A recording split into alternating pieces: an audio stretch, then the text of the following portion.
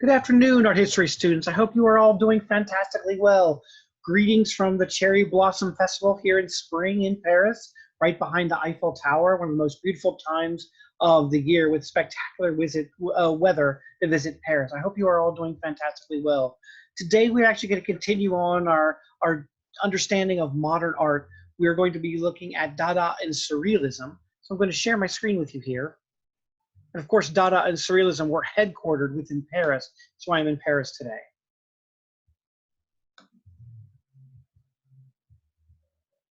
Now, when we last left off, we were talking actually about the destructive capacities of futurism, how the individuals in the turn of the 20th century, artists really wanted to be at the forefront of creating artworks that very much challenged the notion of what art had looked like before.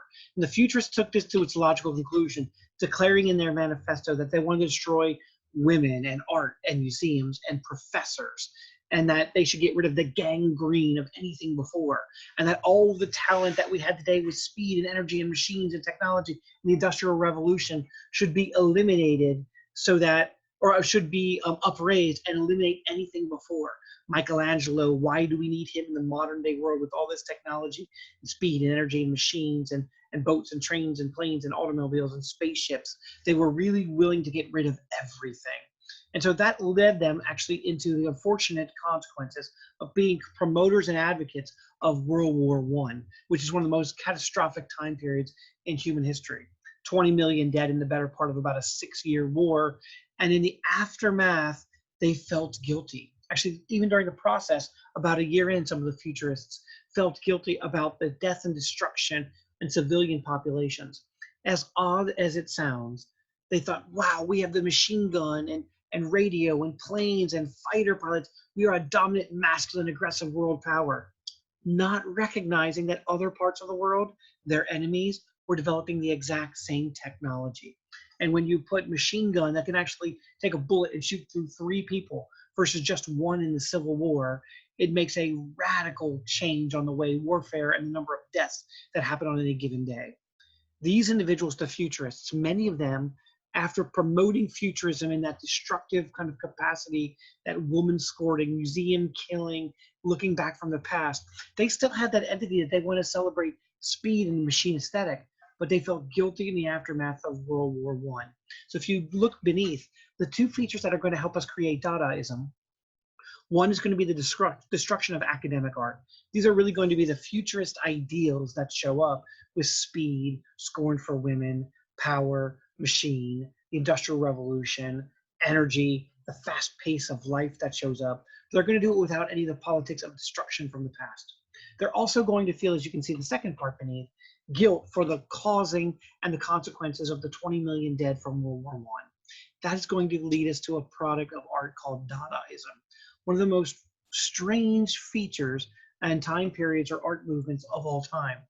Dada actually can be transferred over and thought about as almost art for nothingness, art about nothing. And not really art about nothing, but art about nothing that might offend someone else and get them killed the way that it happened in World War I, or the way the futurists promoted the aspect of death and decay of all things ancient that leads us into the celebration and the glorification of war, such as World War I.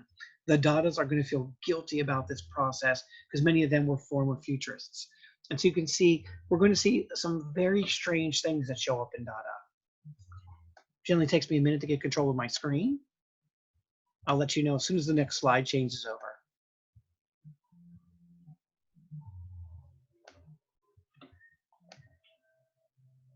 There we go. So as we mentioned, the earliest 20th century life is changing faster more than any other time in human history. And the Dadaists were actually living proof of this. They were living starting in about 1915, 1916, and their movement goes all the way to about 1930. They were very much at the forefront then of this new technological speed environment that was changing and transforming the world we live in.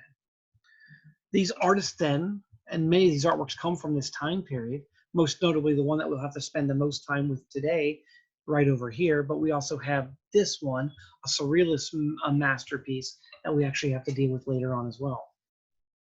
The impacts of World War I, as I mentioned, The art and philosophy are promoters. They are promoting the Futurist Manifesto, which promotes scorn for women. It celebrates anger, speed, and destruction. They say that that war is world's only hygiene. They destroy libraries, museums, and universities, and that's really what they want to do. Destroy anything that's ancient, or not even ancient, 20 years old or 30 years old, because they have a new technological machine aesthetic that shows up. The weird mantra of Dada is the following, from about 1914 to 1930. That's Hugo Ball in a very strange performing address at Cafe Voltaire, which we'll look at in a moment. It says, Dada knows everything. Dada spits on everything. Dada says no thing. Dada has no fixed ideas. Dada does not catch flies. Dada is bitterness laughing at everything that has been accomplished, sanctified. Dada is never right. No more painter, no more writers, no more police, no more urinary passages. Like everything in life, Dada is useless. Everything happens in a completely idiotic way. We are incapable of treating seriously any subject whatsoever, let alone this subject, ourselves. So of course, the idea then is an art about nothingness, an art about subjectivity, an art about kind of feeling bad about what had been caused. And so we're going to create random acts, and sometimes random acts of kindness, but more often random acts of weirdness that's going to show up. One of the most significant events that happens during the time period right before Dada gets founded is this. I'm going to move us out of the way. There we go. It's the Armory Show of 1930. And the Armory Show, as you can see on your left-hand side over here, we're going to have beautiful classical sculptures that are right next to very abstracted female forms, some distorted. And so it was very discombobulating for the attending audience because they didn't know what was being evaluated here. It's almost like you would find these in a very fancy museum basement, and they're trying to figure out how do you put all these pieces together. One of the most hated artworks at all of the Armory Show is the one right here in the middle. That's Nude descending a staircase, which basically takes on the idea of kind of Muybridge, multiple images of a photograph as they are potentially descending a staircase within the process. The creator of that Nude descending a staircase, is going to be one of the most creative men in human history, particularly in our arts community of the 20th century. His name is Marcel Duchamp, and he lives from 1887 to 1968. He believes that art should serve the mind, not the eye. And so he's going to be the person that first pushes the bounds of conceptual art. He strived to depict the fourth dimension, this idea of change. Of course, and that's going to be the idea of energy that shows up. He has a transgender persona, which is very unusual from the time period. And this person, male, female, you can see in the upper left-hand corner, he dresses up as, is Rose Salave. And if that's an anagram for when you rearrange the letters, for Eros is life, or love, particularly sexual love, is life. He actually gets a very firm foothold in the modern and contemporary art wings in New York City because he is one of the advisors to Peggy Guggenheim, one of the first real collectors of the Guggenheim collection, and creator of conceptual art, as we'll see in a moment. The reason why we know so much about him is that he is one of the artists, like many of them during World War II, that flee for New York City, thus bringing the world's art market, which was in Paris and France for the last almost 200 years, for Romanticism, for Neoclassicism, outside of music, which would have been more in Vienna. But in terms of the visual arts, the market was Paris, and that most of those artists actually come here, which make New York City the world art hub, even to this day today. And even today, when we actually ask artists about creativity and impact, he is generally voted as one of the 5 most innovative artists that's ever lived. Here is an image of the Café Voltaire, of which Marcel Duchamp is going to be one of the members. You can see I'll show you a couple different clips of the strangeness that is Dada that takes place in Café Voltaire. Im Februar 1916 gründete Hugo Ball in der Spielgasse 1 das Cabaret Voltaire, aus dem Dada entstand. Also Ball war der eigentliche Gründer der Dada-Bewegung. Es kamen auch tatsächlich 3 junge Männer. Der eine war Tristan Serra, der andere Marcel Janko und ein dritter Herr, dessen Namen er sich nicht erinnerte, und boten ihre Dienste an. Hans Arp war auch da für die Dekoration. Emmy Henning sang mit ihrer etwas brüchigen, aber sehr überzeugenden kleinen Stimme.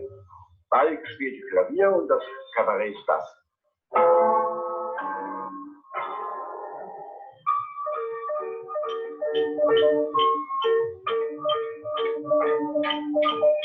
And you'll also notice that within the performance, the random, chaotic playfulness that becomes Dada.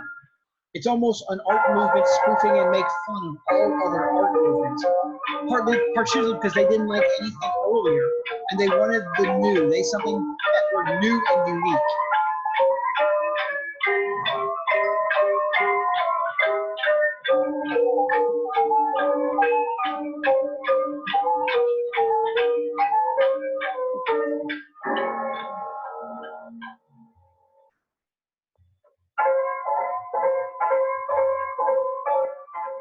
Note the background as well.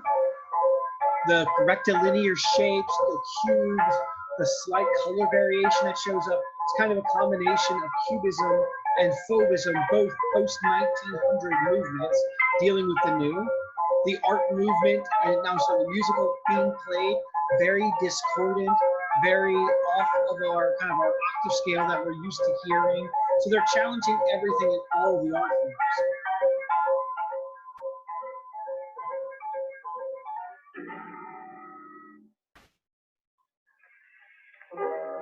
Then I will carry on a little bit later within the performance to show you the odd nature of what happens.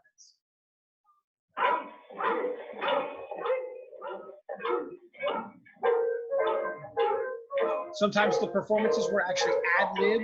Each person would be given a little bit of what they should do and what they should act like. And then they would basically go out and do improv, because we're not professional improv individuals at all. It was art for art's sake.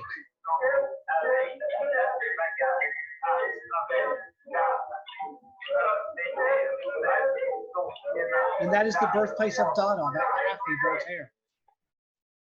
Now, one of the things that's going to come out of this Dada movement is going to be this particular artwork by Marcel Duchamp called Fountain from 1917. Note, he is the same individual that was much derided in 1913 at the Armory Show for Nude, or the fun of it, and the poking fun of it, Rude, descending a staircase. This artwork is considered one of the most important artworks in the history of humanity. And here's Marcel Duchamp sitting in front of it. He calls it Fountain, but you're exactly right. It is a male urinal. Now, that male urinal was never used. He ordered it from a mail order catalog for $5. He actually wrote the name down here, very interesting on it, of R. Mutt, who is actually the fountain or the urinal manufacturer, giving that manufacturer credit from it from 1917. This is one of the few artworks we cover in this class that I absolutely want you to know the date for, in 1917. And that is because this is one of the artworks that challenges everything that we know about art. Very seldom in the history of art does that ever happen, where an artwork really revolutionizes our concept of art, but also of the conceptual framework and what it means to be an artist. This is one of the first time it happens. And note, even now, even though we're a little over 100 years afterwards, just over 100 years afterwards, this artwork still, quote unquote, pisses people off, this urinal. Now, he gave it to a friend to actually enter into an unjuried exhibition because he wanted to see how open the new American, remember he's a French artist that comes here during World War II, so he wants to know how open the American art market is to actually accepting these very conceptual frameworks of art.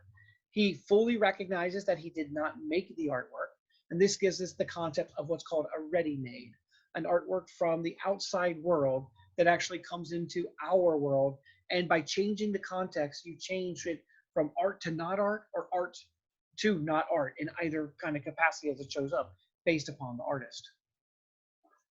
The comment that he has when this first gets rejected from that unjuried show, his comment above is, the only artworks that America has given the world are her plumbing and her bridges. And the Brooklyn Bridge had just been finished about 15 years before. And so one of the great marvels of modern day architecture. So he's basically poking fun of that. So the question for all of you is the one at the bottom. Looking at this artwork and the variations and how different it is than anything else that we've ever seen within this class.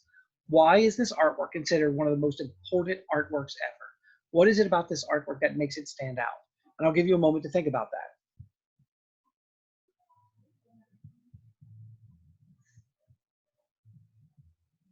So the first thing that shows up for most people when they have a chance to look at this particular artwork is this art?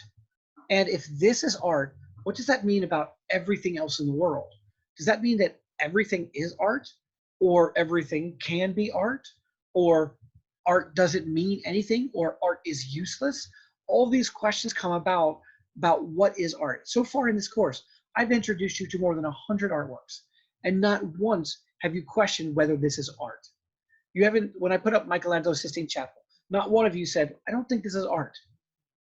When I put up a Rubens painting or a sculpture by Rodin, almost no one's questioned, actually no one questioned whether it was art. Here I put this up and you start scoffing at it. And the question is, why scoff? The next question is this asks, does the artist's opinion matter? If you were to go to a doctor and ask, do I have coronavirus? Do I have a broken leg? And the doctor said you had coronavirus or a broken leg, you would take amends to fix exactly what you were supposed to do with that. Maybe you go get a second opinion because someone can actually treat you better, but you're not going to question the notion on whether you have a broken leg. It's broken. That's why you went to the doctor initially. And so why would we question when an artist says something is art? Why would we question that in terms of being an artwork within the process? And that's one of the things that Marcel Duchamp is asking. He said, I am a professional, well-known, well-established world artist.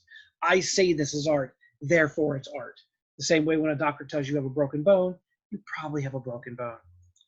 The third thing is, who determines what is and isn't art? Do you, the unknowing individual who knows very little about art, get to determine what it is? Do I, the art professor, get to choose what's art?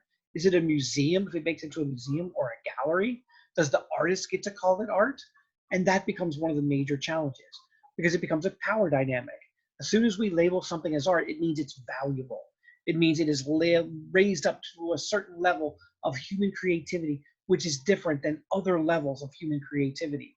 And so there is a power dynamic at play when this happens. This is the challenge. That's why Picasso in Demoiselles d'Avignon, when he says that these African masks are good enough to include in Western painting because they share something about the emotional or sexual or desires or fears of this civilization that we traditionally had thought as less, all of a sudden that African civilization gets raised up. Matisse did the same thing with Islamic art and patterns in his cutouts. We had the Japanese influence that there were the Impressionists, Monet, Manet, Renoir were using Japanese prints to impact their Impressionism. And so who determines what is art and when and why has a power dynamic that we now need to discuss. The next one up, the fourth question, can you make art without talent? Here is an incredibly talented artist who, for this particular piece, decided not to use his talent at all. Any one of you could have made this piece. You could have ordered the catalog if you were there first of this ready-made object, given credit to the artist that actually had the artwork made, put down 1917. And so it's pretty remarkable when we think about, and this is one of the challenges we have in modern art. If you could make exactly what happens to be there, why do we care to study it? Why is it actually art if anyone can do it? Can you make art without using your talent? Basically, can you make art without talent? He has talent and just chooses not to do it.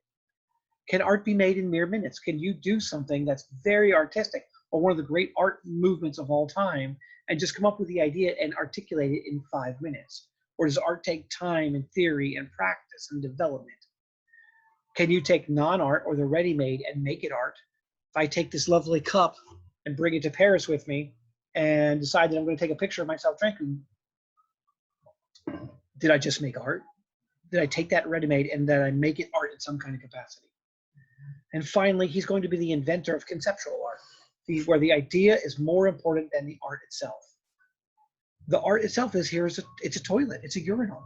He calls it fountain, so even articulating and trying to change the way the water flows differently. But is that conceptual framework enough to make it art?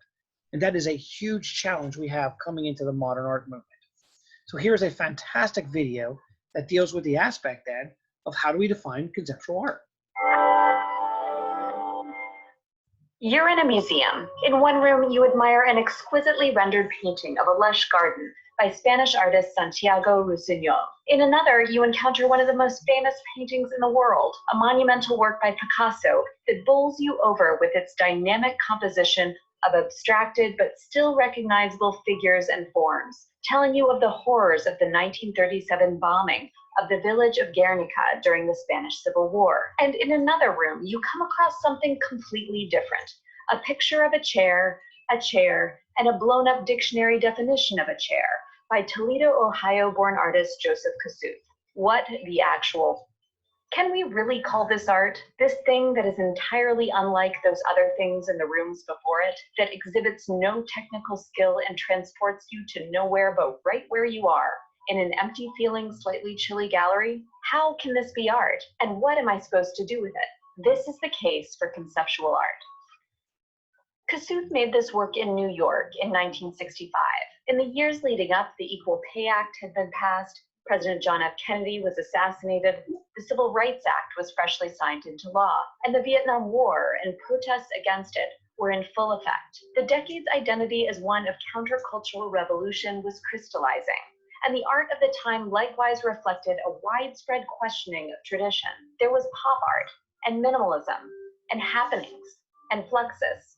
Paintings, when they did happen, were coming off of the wall and invading your space. And there was also this thing that Kosuth was doing, which came to be called conceptual art. In 1967, artist Sol LeWitt explained it like this. In conceptual art, the idea or concept is the most important aspect of the work. It means that all the planning and decisions are made beforehand, and the execution is a perfunctory affair. The idea becomes the machine that makes the art. For LeWitt, this often meant creating specific instructions and diagrams for large-scale wall drawings that could be carried out by others. Even after LeWitt's death, a draftsperson, or many of them, can make the drawing happen, as long as the instructions and certificate of authenticity are on hand. The resulting works can be magnificent, but it's not the individual touch of the artist that makes them so.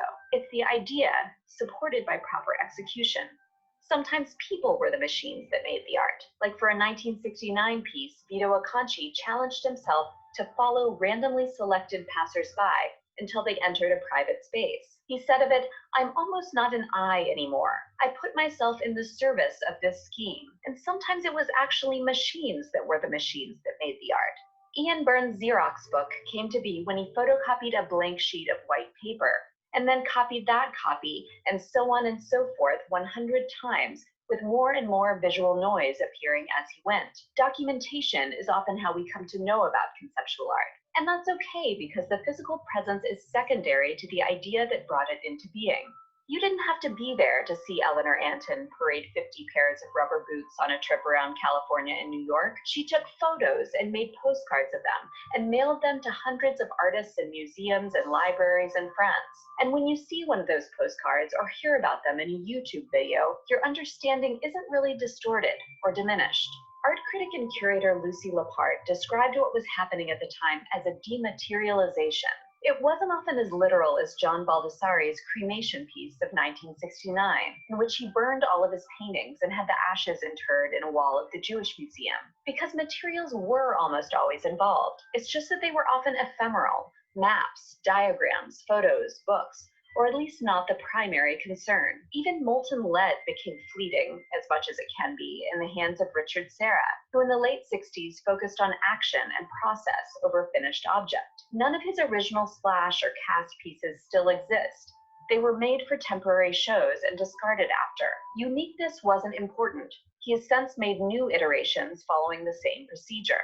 More characteristic of conceptual art is Douglas Hubler's Duration piece number 6, for which he made a rectangle of sawdust in a doorway and documented it every half hour for 6 hours. The sawdust was then cleared away, and what you see here is the final piece. Hubler said at the time, "The world is full of objects, more or less interesting. I do not wish to add any more. I prefer simply to state the existence of things in terms of time and or place. Which brings us back to those chairs, because what Kossuth is doing is pointing out the existence of things in time and place, taking it a few steps further than when Magritte reminded us that this painting of a pipe is not a pipe. Like when we look at this painting of a chair, we know it's not a real chair, but we're probably not thinking about how it's a kind of sign we recognize as indicating a chair. Just as a dictionary definition is a verbal sign that points to something in the world, and a photograph is a visual sign that points to something that is or used to be in the world. Which of these three chairs do we perceive to be more chair than the other,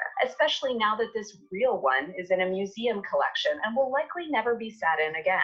If this putting regular stuff in a museum sounds familiar, it's because Duchamp, who made conceptual art way before it was cool or even had a name. In 1913, Marcel Duchamp attached a bicycle wheel to a wooden stool and called it a ready-made work of art. It was art because he said it was, and because he put it in a gallery. Kossuth's operation here is similar. He said the art consists of my action of placing this activity in an art context. But the art context didn't have to be a gallery. Sure, there were exhibitions that chronicled this kind of art, but more often the art was its own means of distribution.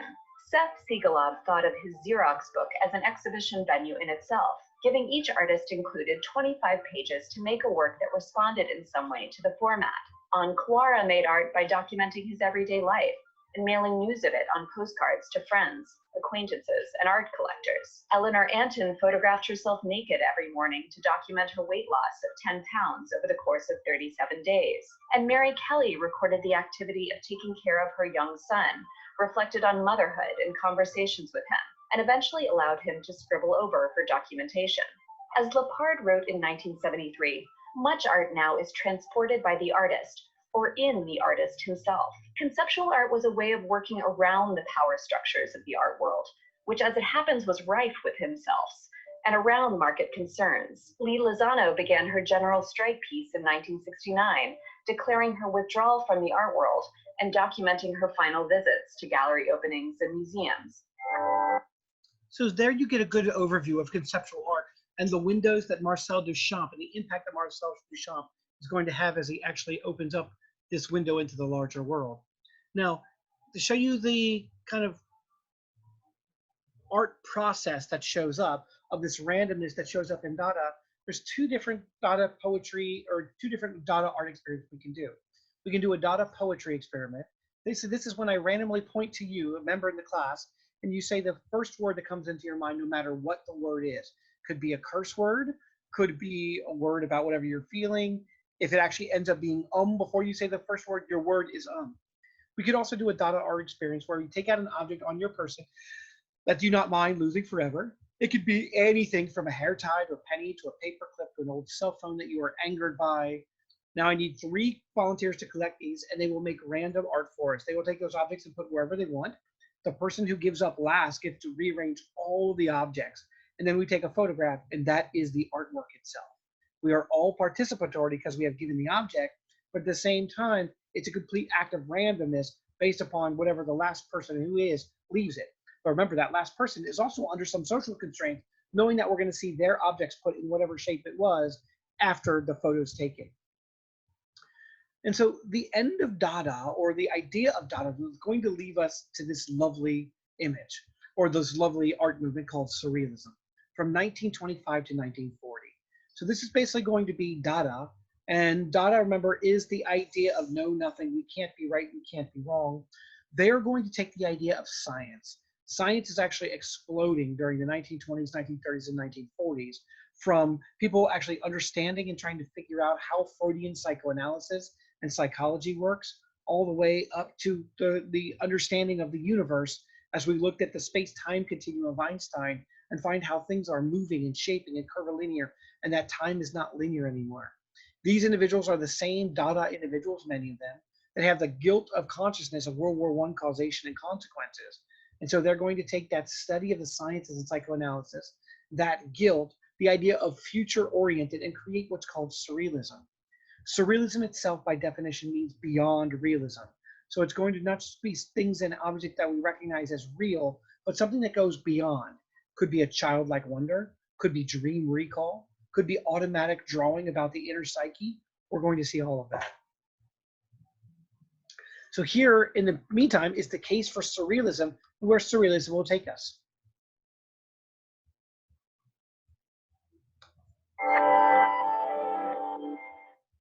Melting clocks, bowler hats, peculiar household objects, dream sequences, but also uncanny incidents, dorm room posters, more dream sequences, and according to Merriam-Webster, the year 2016. The word surrealism has become a catch-all for the bizarre, the irrational, the hallucinatory. But when it emerged in Europe during the tenuous, turbulent years following World War I and leading up to World War II, surrealism positioned itself not as an escape from life, but as a revolutionary force within it, a movement aimed at the wholesale liberation of the individual, aesthetic as well as political, literary as well as visual, originating in Paris but ultimately international, freed from the constraints of a singular style or medium, yet driven by a charismatic leader. Surrealism was ambitious, contradictory, and complex, and it has a history you might not guess from how the word is used today. This is the case for surrealism.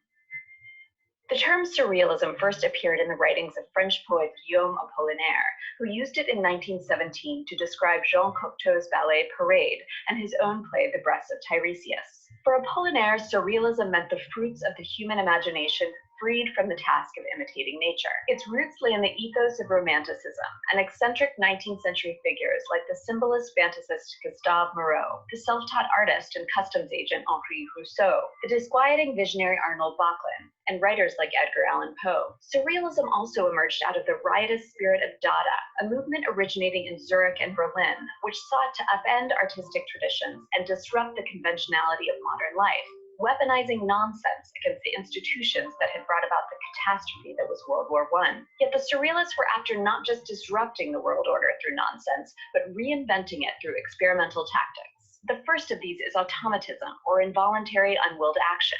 In 1924, a young poet named André Breton published the Surrealist Manifesto, defining surrealism as psychic automatism in its pure state, dictated by thought, in the absence of any control exercised by reason, exempt from any aesthetic or moral concern. Breton had been experimenting with this pure state since 1919, when he co-authored a book-length stream of consciousness poem called The Magnetic Fields. Breton's automatism is based on the work of Sigmund Freud, who theorized that human subjects are divided between our conscious minds, dominated by reason and restrained by social manners, and the unconscious, our hidden reservoir of instincts, desires, and unprocessed experiences that our conscious mind works hard to repress. To unleash the unconscious, Surrealists did things like transcribing dreams and recording trance states under the auspices of their Bureau of Surrealist Research. The Surrealists insisted that our repression was not just psychic, but social, and that liberating the unconscious would have collective, politically revolutionary consequences. Transform the world, said Marx. Change life, said Rilke. For us, it's one and the same, Breton wrote. Surrealist magazines were filled with dream accounts, stream of consciousness writings, automatic drawing exercises, even rapid-fire questionnaires, all serving to unleash the unconscious by circumventing the control of the conscious mind. One of the first Surrealist films, made by Germaine Dulac and Antonin Artaud, explored the consciousness of a clergyman afflicted with impure thoughts. It was advertised as a dream on the screen, and set up a parallel between films and dreams, both being spaces of fantasy and automatized imagination. The Surrealists engaged in chance operations in pursuit of automatism, a lot of this is going to come out of outsourcing Dada. creative control to their materials. André Masson poured sand over skeins of glue to produce turbulent landscapes or mythological beasts. Man Ray illuminated objects on light-sensitive paper to create unpredictable compositions from their shadows. Others employed frottage or rubbings, brûlage or the burning of photographic negatives, and decalcomania, in each case surrendering control to the process and aspiring to what Breton called the marvelous, or that part of the self that lies beyond the reach of reason. They also outsourced creative control to each other, playing literary and drawing games, such as the famous Exquisite Corpse, where the final poem or image was the product of their collective imagination. Chance, for the Surrealists, also meant long directionless walks recorded in the novels Paris Peasant and Nadja. It included chance encounters with so-called found objects, such as the ones Breton described seeing in flea markets, which he claimed could resolve both psychological disturbances and artistic blocks. The famous line of the poet the Comte de Lautréamont, as beautiful as the chance encounter of a sewing machine and an umbrella on an operating table, became a kind of catchphrase for the movement, encapsulating its pursuit of the unexpected. Many of these found objects made their way into Surrealist work in the 1930s, arranged in compositions that resembled reliquaries or mysterious erotic contraptions, seeking the marvelous through the unexpected juxtaposition of objects. Merritt Oppenheim, shown here posing for Man Ray, created one of the most enduringly evocative Surrealist objects. It was inspired by a conversation with Picasso and Dora Maar at a cafe, where Picasso admired Oppenheim's fur bracelet and remarked that one could cover anything with fur. She replied, so the story goes, even this cup and saucer. And then she brought this object into being. Found objects could be images, too. In the collage books of the German artist Max Ernst, images clipped from pamphlets and ads populate his narratives with chimera, or swim up through layers of gouache like steeping scraps of childhood memories. Other works include forms of ethnographic photographs, such as the Concombre corn silo that Ernst transformed into part elephant, part war machine. A photograph of an African village turned on its side and misinterpreted as an image of a Picasso portrait catalyzed Salvador Dali's so-called paranoid critical method, a spontaneous method of irrational knowledge based on the critical and systematic objectivity of the associations and interpretations of delirious phenomena. Or in other words, make a science of your madness?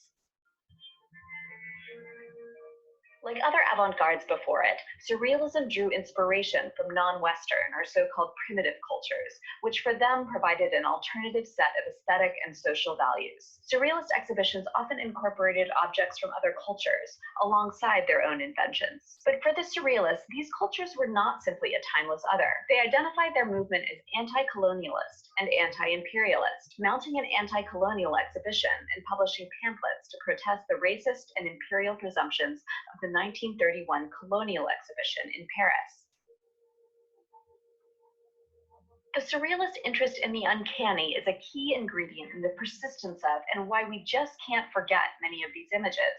Freud explained it as something that seems both familiar and strange at the same time. For the Surrealists, this meant combining ordinary things in extraordinary ways, but it also meant the appearance of ghosts, masks, robots, and dolls. These were doubles for the living, human-like but not human. It also meant this pipe, which may look like a pipe, but it's also not a pipe. It's a double or a depiction of a pipe. Photography, which can itself be seen as a process of doubling, was especially good at generating the uncanny effect. It could be manipulated with multiple exposures and infinitely reproduced. Claude Cahun's photos often engaged in uncanny doubling, while also playing on the performance and fluidity of identity, often in collaboration with her partner, Marcel Moore. This practice would prove handy during the forthcoming war, when they disguised themselves to sneak into German gatherings and distribute anti-Nazi propaganda.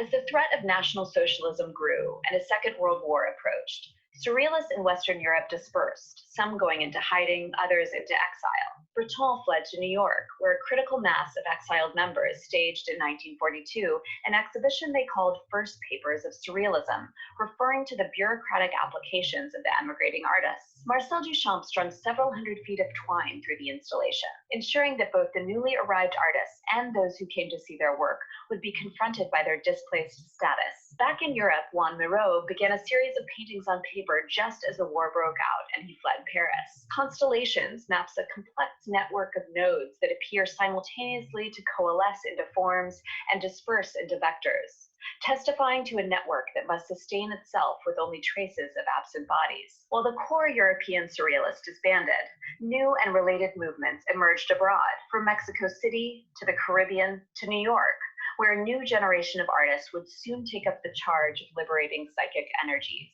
Though the movement largely concluded with World War II, many of the tactics of the Surrealists bled out into wider culture and began to be used toward commercial ends, leaving behind much of the revolutionary, consciousness-transforming energy that birthed it.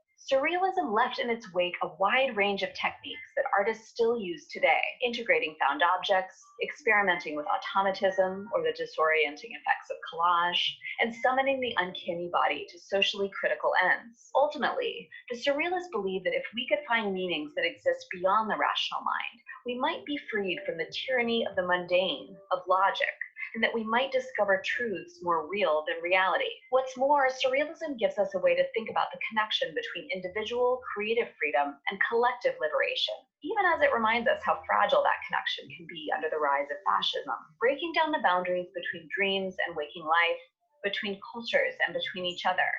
Surrealism remains an example of how reimagining ourselves can be the definitive step toward changing our world. In retrospect, it may seem naive, but then again, in retrospect, everyone looks naive. That doesn't mean we stop trying.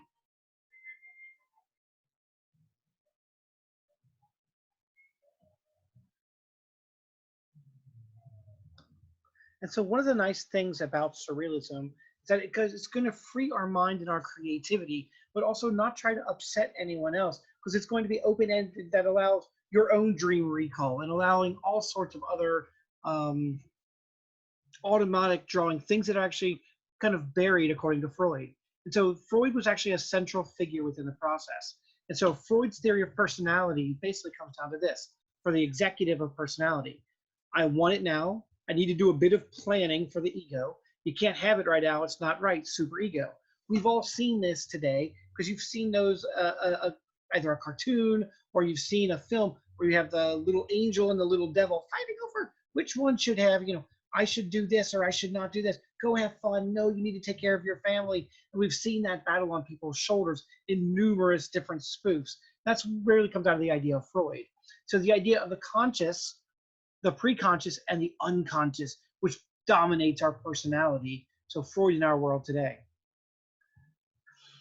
Now, part of that Freudian psychology that we need to deal with, and specifically as it relates to surrealism, is the psychosexual. And so if you'll notice at the quote at the very top about Freud, it says, "I found in myself a constant love for my mother and jealousy of my father.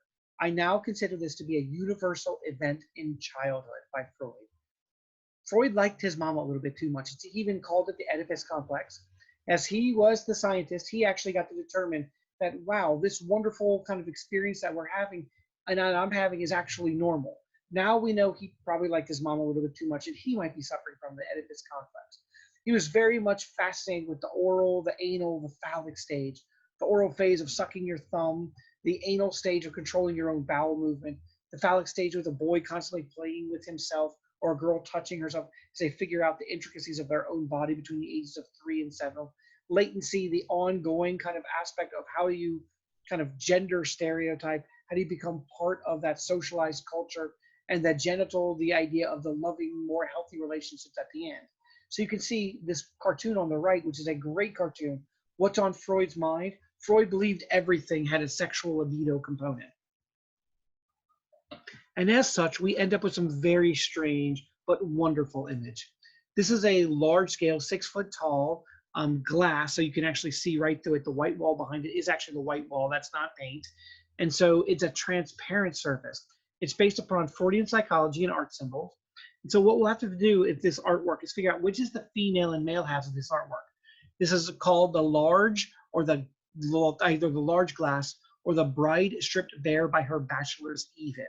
And so it's that pinnacle period between Dada and Surrealism, and it is by the artist Marcel Duchamp, the same individual who did Fountain, as well as Nude's Descending Staircase. So which one is the male versus the female? Here's the synopsis, the only synopsis that we actually have coming out of Marcel Duchamp himself. It says, the bachelors in the guise of 9 Malik, Duchamp's own invented word, molds, or uniforms emit a gas, which passes along tubes and through the cone-like sieves, becoming a liquid which must then be imagined to be directed upwards into the bride's domain. So clearly the bride is going to be on the upper level, the men are going to be on the lower. So basically the Renaissance artist sees a picture plane as a window going into the 3-dimensional space. Duchamp takes this notion to its logical but unexpected conclusion that it's not just a window, but as you move around, people's faces and other people, as you walk around this 3-dimensional artwork, they also appear as part of the artwork as well. So they're staring back at you as you're staring at the artwork, staring back at them, men and women involved together. Here's the strange interpretation of this artwork. How do we know the top is the female besides what Marcel Duchamp has said? It goes back to what we talked about with Freudian psychology and the oral, anal, and vaginal or phallic stage. The three holes at the top represent female sexuality. The idea that the woman, three holes or three different orifices are available to the men. One woman's holes and smell then can control and arouse many men when she's not even trying, as we see from our images down here. Now, there are 9 different men that are being controlled through these grinders, these metallic, almost phallic shapes that are hard and erect within the process. Note they are all attached to one brain, to one chocolate grinder that's actually moving. And the chocolate grinder gives it a little away. Chocolate grinder is actually a French slang term for masturbation. So here we have 9 men masturbating as they fantasize and think about one woman and the sexual orifices and the smells, the pheromones that she can emit.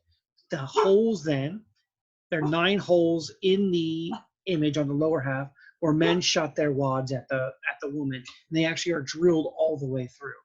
So the grinder is controlled by the water wheel. So basically, men's minds are all the same. They're based upon the phallic reproduction that they want to get with this woman to reproduce or have sexual gratification and release. And so the male decoration, note how much more decoration they are down here, is designed to impress the woman. Welcome to the wonderful world of some strange surrealism. Now, there are 2 dominant forms of surrealism that are out there. One is the free association on images and words. This is what we call automatism, or automated drawing. And this is actually specialized by Moreau from the late 1920s. So this is A Woman and Birds by Moreau. The other one on the other side is Transformation of Narcissus. That's by Salvador Dali. And that's dream recall, where the artist draws in minute detail, really beyond reality, surrealism, randomly placed objects from their unconscious, called imaginistic or illusionistic surrealism, most famous by Dali and Magritte. The most famous surrealist of all time is Salvador Dali, and it's also probably the fan favorite. But according to the development of scholarship on surrealism, he's actually a minor figure. In fact, later on, André Breton, the founder of surrealism, is actually going to kick him out of the movement. Why? Because he's not really doing dream recall. He's basically creating images that he wants you to think are his dream recall, but they're really not. They're conscious creations to get you to think about Freudian psychosexual images. So technically they're not surrealism, they're more surrealistic. He also has a paranoid critical method. He's worried about deconstructing identity for pure subjective art. He wants the art to be about himself and about his own personal experiences, which make it very difficult for someone else to enter in, except to understand and try to figure out how they would fit into or how they would interpret this particular world. Salvador Dali, some notes on him, besides him being one of the greatest promoters of art and himself of all time. He has a love of everything. He likes gilding everywhere. His passion, he said, is luxury. He likes to live the high life. He develops a persona that's probably has more attention than his actual artwork itself. He literally believed that he was his dead brother's reincarnate. That's what his family had taught him as well. His mom died at 16 when he was very young, and he said that was the biggest blow in his life. He's kicked out after he quote unquote spit on his mother's grave, which he really did not. That's an apocryphal story. Breton, the founder of surrealism, excommunicated out of surrealism for not being political enough. He really wasn't following the political framework that surrealism was setting out about trying to stay kind of independent between World War I and World War II. And he is probably the greatest self-promoter of art ever. And ironically, it's announced that he died fittingly for Dali while listening to the disharmony of Tristan and Isolde, one of the first, most famous kind of compositions on disharmony that we've ever created. The idea of not being unified, but being somehow out of sync with the world. Dali said the difference between surrealist and me is I myself, my life, I am surrealism. That he literally lived this type of lifestyle rather than just making artwork about it.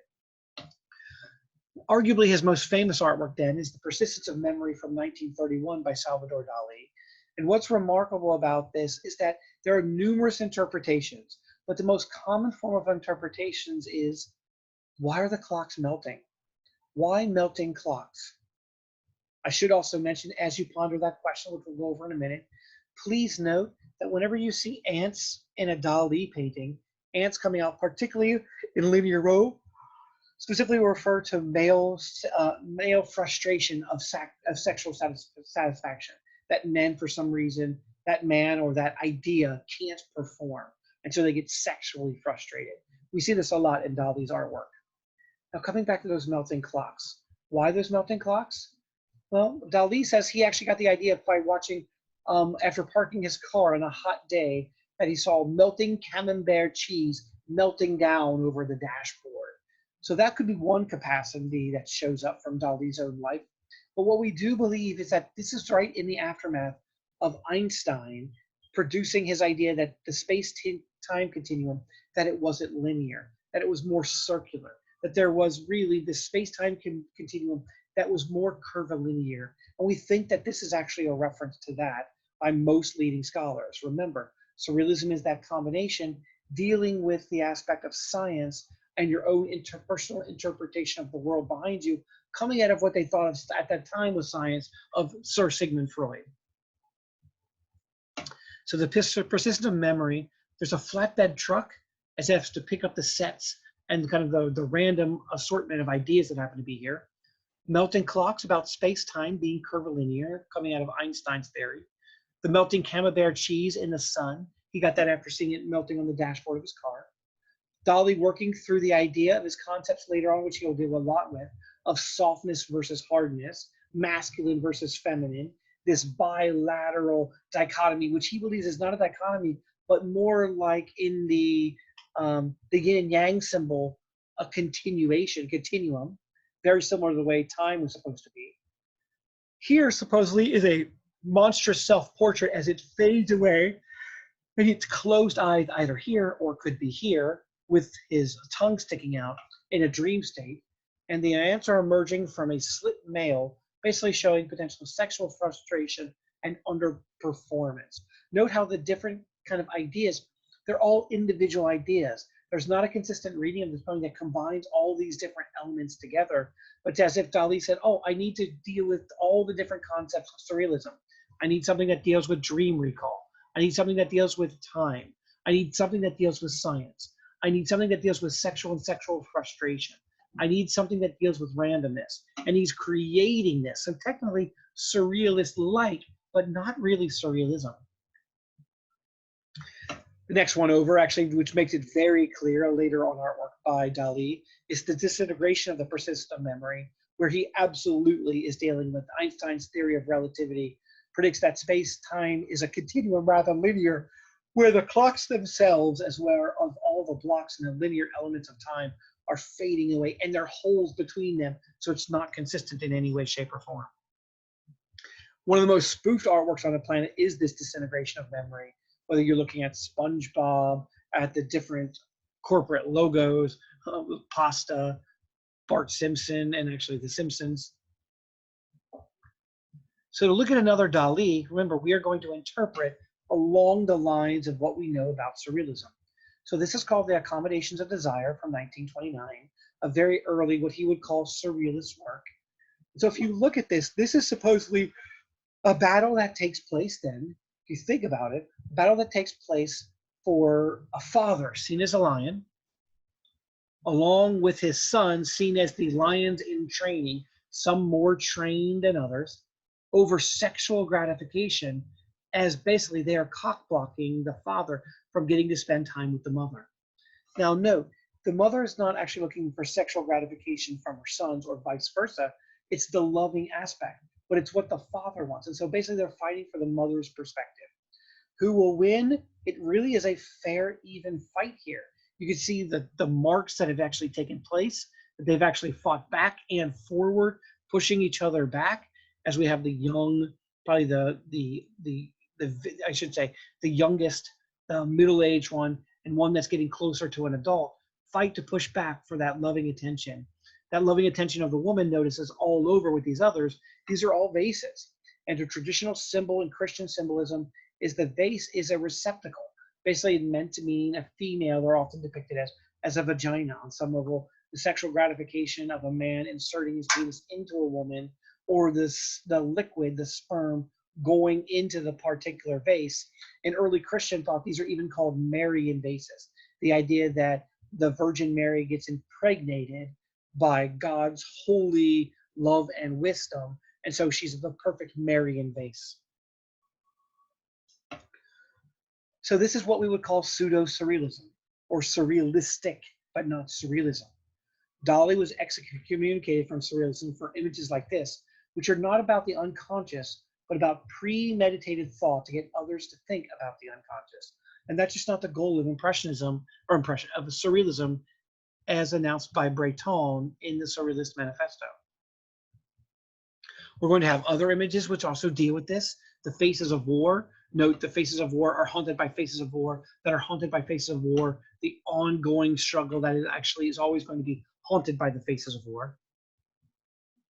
And one of his most famous artworks then is the Mae West Surrealism Room, which he actually puts into a museum gallery and later on into a museum, where if you approach it from the front, you'll note it looks like it's laid out to be a portrait made of furniture of Mae West.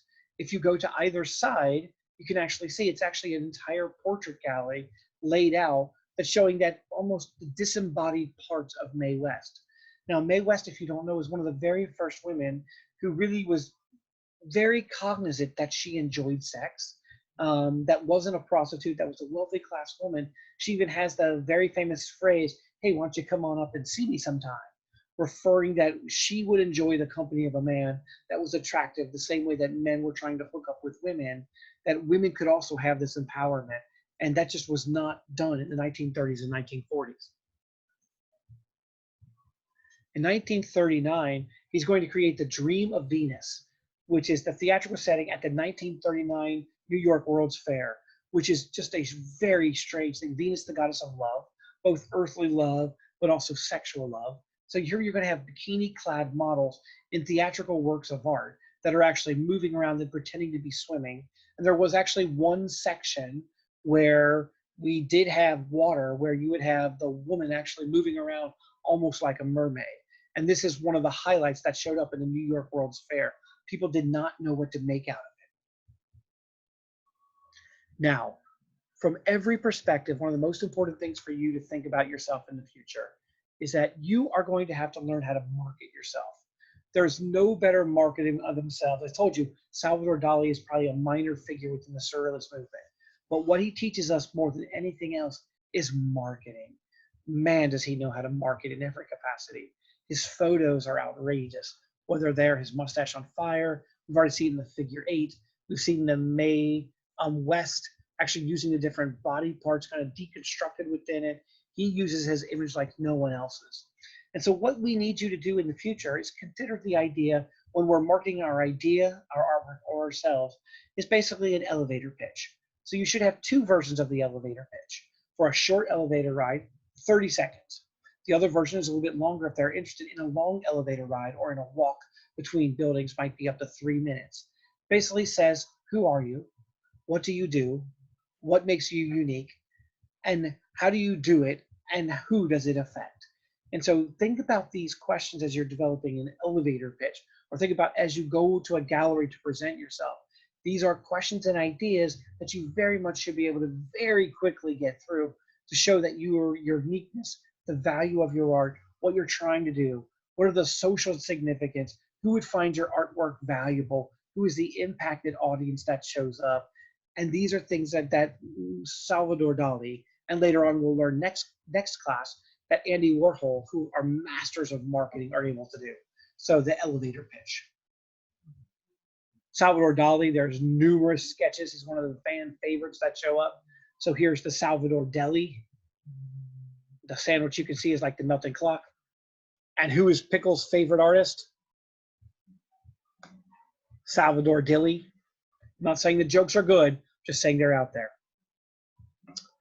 One of the real true hallmarks of the Surrealist movement is going to be Rene Magritte.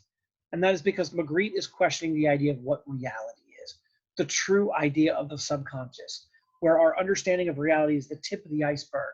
But remember, on the tip of the iceberg, 90% of the iceberg is beneath the tip. And so what he's going to try to do is use ordinary objects in an unusual context.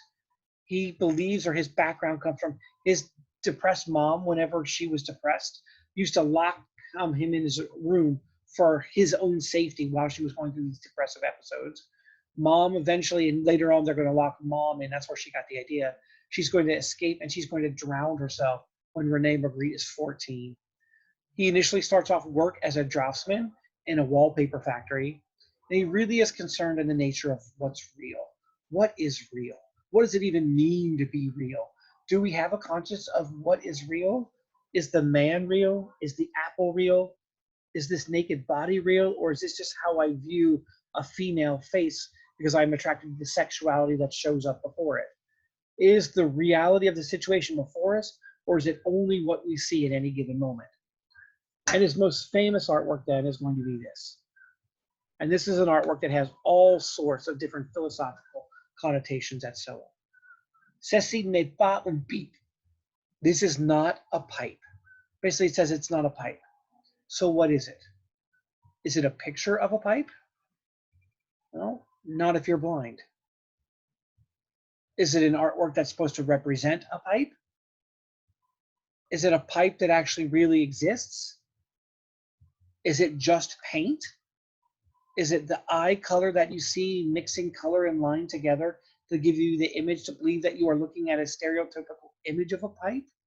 And so all these questions on the nature of reality are what Magritte is most interested in. And this very much ties us in with a couple of clips that we've talked about before, The Matrix, in terms of the nature of reality, where Neo, and kind of playing the part of Aristotle, believes in empiricism. It's all about my experience of the pipe. So I can't pick up at this pipe and smoke it, therefore it's not a pipe. Or it could be Morpheus. Morpheus in The Matrix is more on the idea of Plato and the ideal forms, saying, well, there is an ideal image of a pipe. Is this the ideal image of the pipe? What does a pipe need to be able to do? And that will tell us on whether this is really a pipe or just the Matrix version of the pipe. This artwork gets spoofed all the time. So I love this one because I'm a Star Wars geek. C'est n'est un sabre laser. And so basically this is not a lightsaber. I love this one. This is a pipe that actually was a functioning waterway. And Surrealist painter Rene Magritte and his brother Surrealist plumber Rodrigo, this is not a pipe. And him saying, neither is this, even though it's a real pipe. The nature of what reality is. The Magritte Museum in Brussels, Belgium is awesome. And they are often playing tricks on how you get into the Magritte Museum, which is brilliant because it's a Magritte Museum on the nature of reality. And so if you sit across and watch individuals, they will walk around this. And this basically is a hanging curtain, as you can see up here. There is no real way to get in because it's just a hanging curtain that actually looks like it's opening up into another area, a perfect metaphor for Magritte.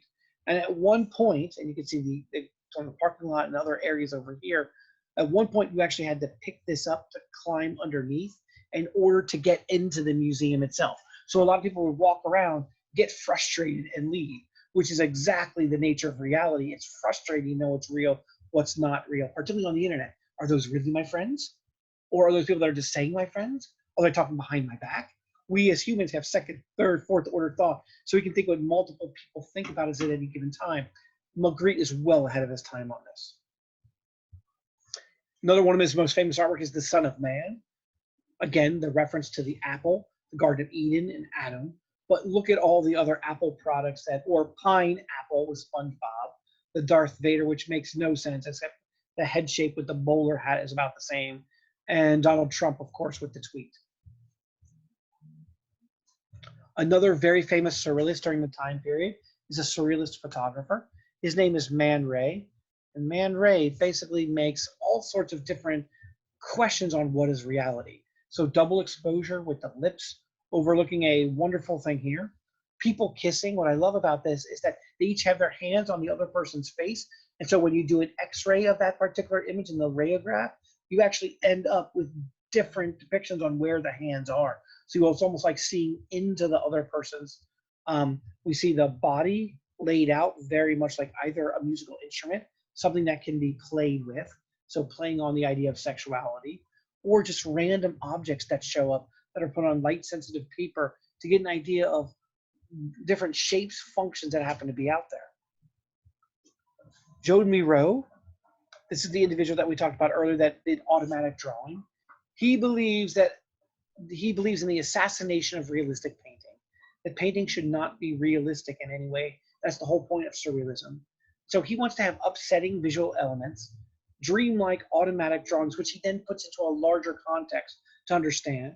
He wants to drawing without thought. And in the World Trade Center on 9/11, a number of his artworks were destroyed that were actually displayed there. So here we have, he's very interested in farm life from his earlier rural kind of growing up as a child. So here we have an organized farm in 1921, where he remembers particular different features and the tilled field as he's getting a little bit more surrealistic, abstract in the kind of using symbolism later on. So here's what we're going to try. We're going to try to do a surrealistic automatic drawing. So you'll need to get pencil and paper, and then we're going to play some low music with primitive rhythms, some African music in particular. We're going to try to expunge all thoughts from our head. We're going to take 5 deep, long, slow diaphragm breaths. Diaphragm breath, you know, it actually comes all the way down from your stomach. And so you're going to breathe deeply in and then out. And so on some level, what you're going to see is that there really shouldn't be much raising that shows up of your chest. It should all come from your diaphragm.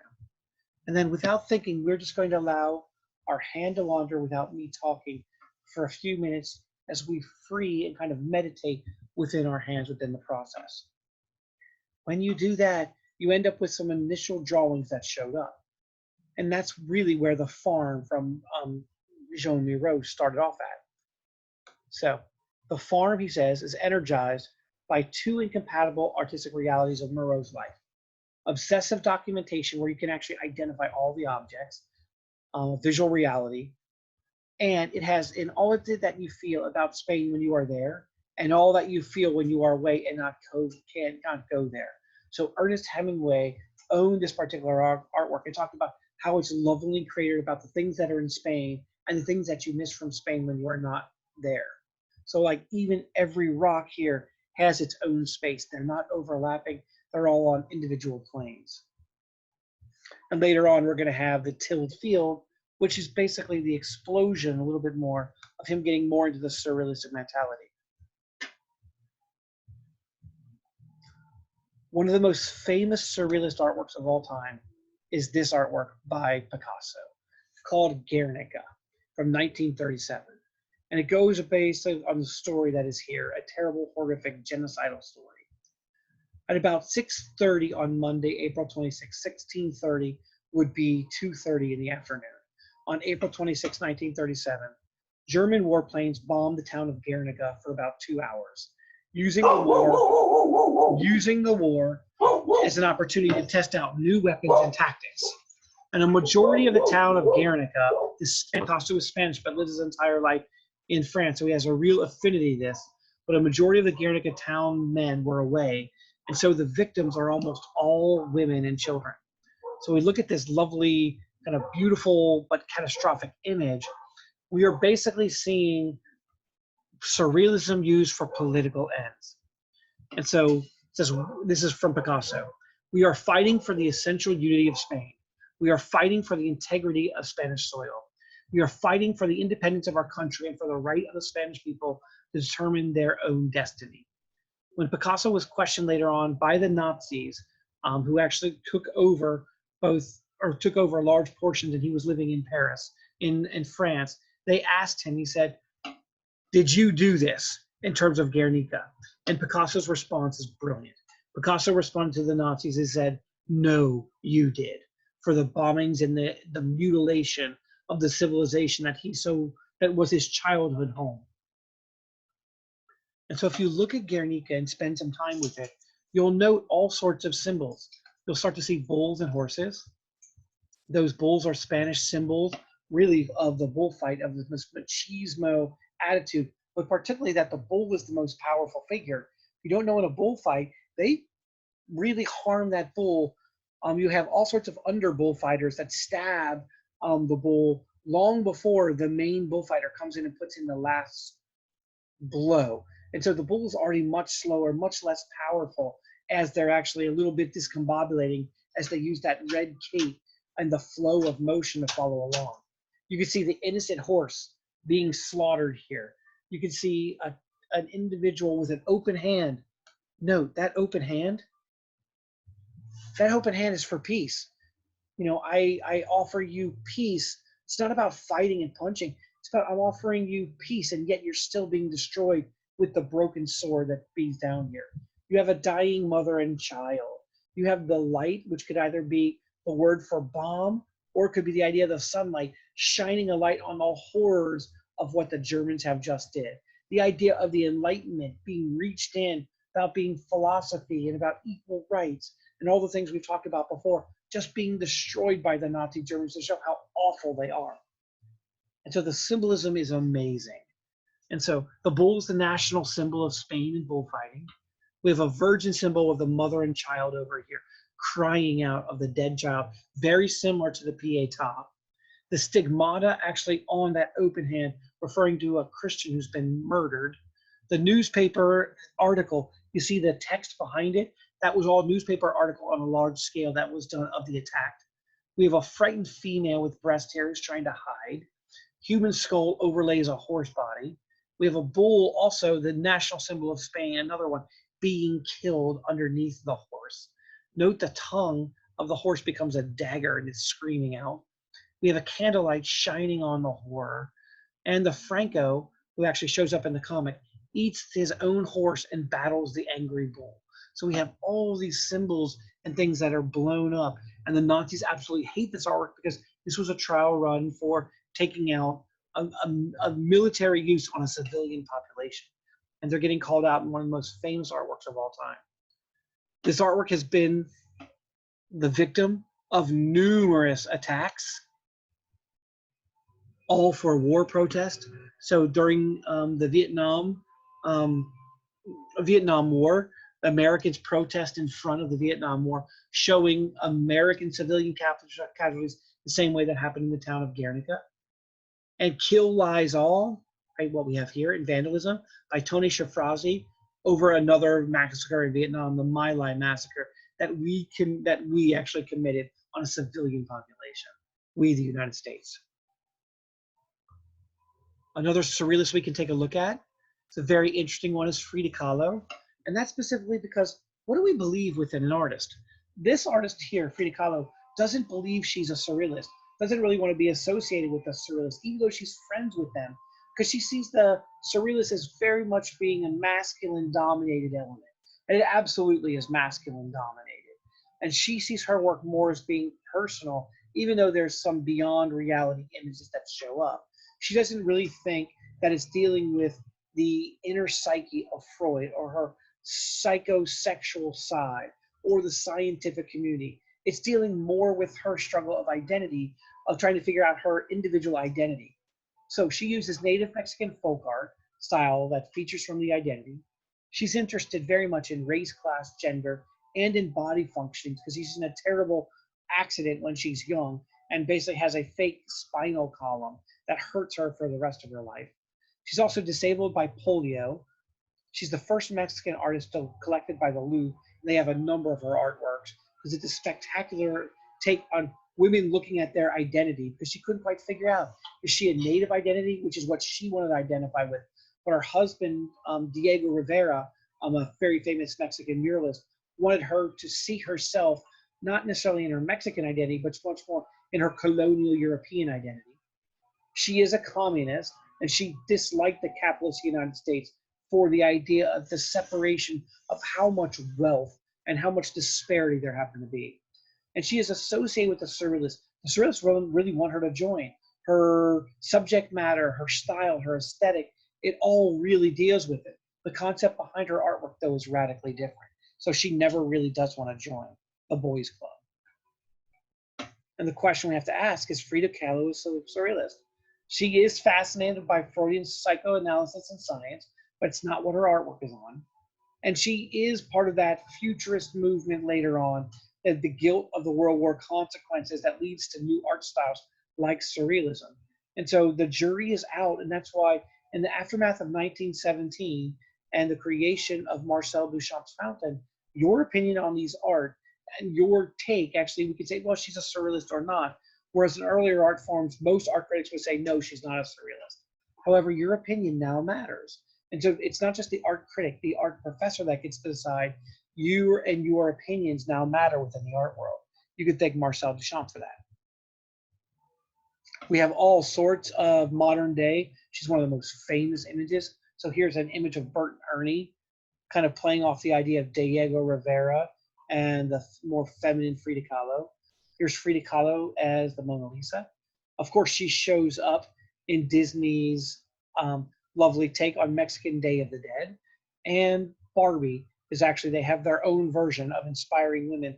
And one of them that they did is Frida Kahlo. Now, the last artwork that we want to look at, it's actually we talk about in pure surrealist style, is late surrealism. And it really is after surrealism itself has kind of gone by the wayside. And the individual that we want to talk about is this individual up here, Sir Francis Bacon. He says of this is his quote, "Slaughterhouses and meat brought to mind the crucifixion of Christ." That's what he believed. The figure then, which is a pope, is responding to the realization that humanity is merely mortal flesh.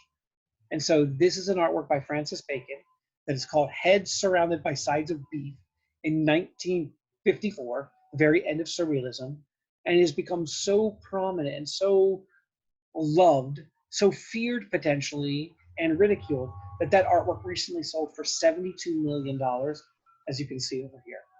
The artwork is about 6 feet tall, about 4 feet wide, and is based and responds back to two much earlier artwork. The Rembrandt, the very realistic, hyper-chiaroscuro tenebrism kind of behind a butchered ox. You can see the butchered ox written in two here, but much more theatrical and dramatic with the coloration. And Velázquez's Pope Innocent X, which you also see Pope Innocent X being tormented here, which is another image also by Sir Francis Bacon, and that we can see here. He's taking these two images on some level to show the torture that the Pope is going through, or that he would experience as he's surrounded by this brutality of the animal, or about the brutality of the way human condition currently is. They could do this to another animal or creature. As we look at the more modern day and the more modern world, we have to look at surreal and surrealist-inspired films, which really are a huge dominant on the commercial market. For those who have seen the Jennifer Lopez movie, The Cell, with the music done by Nine Inch Nails, my favorite band of all time. It's got this surrealist soundtrack and what's going on. A very famous artist that we will talk about in contemporary day is called Matthew Barney. He basically comes up with the Craymaster series. One has been released. It's a 30-minute video. That's an overview of his 5-hour saga of how men are socialized to become man. And he believes that this is caused by this part of the male body called the Craymaster, which is a part that descends from the testicles during puberty. Matthew Barney, you can see surrealism today.